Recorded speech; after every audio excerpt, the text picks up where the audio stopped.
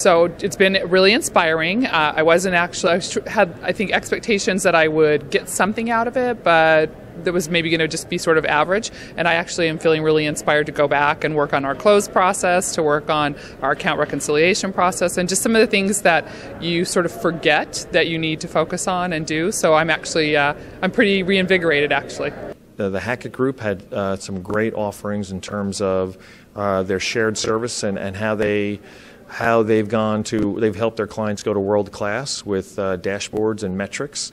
So it's not just enough to step into shared services and you start with baby steps and do some transactional, but graduating that to service level and then world class and measuring the results. So the Hackett Group impressed me, as well as SAP with this in-memory technology where they can basically suspend the data in memory, and you can run your warehouse, your data warehouse, and get results, get reports out of it 400 times faster. That was really impressive from SAP. I'm a big fan of anything in the cloud or SaaS, and so I actually just implemented a full SaaS ERP recently, but there's some bolt-on things here that I've seen that I think would be really positive. We don't have a budgeting and planning tool, so there's been some nice, I think, opportunities there to look at some of the vendors who have that.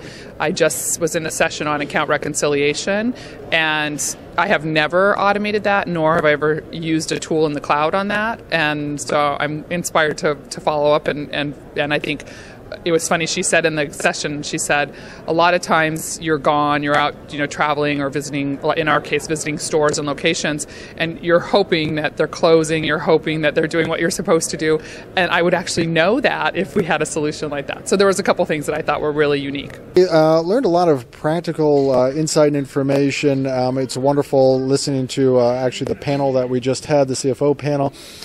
Ken Goldman just dropping little gems left, right, and center, such as if you don't give guidance to Wall Street, they'll create their own guidance, and it's usually high, and then you will fall short.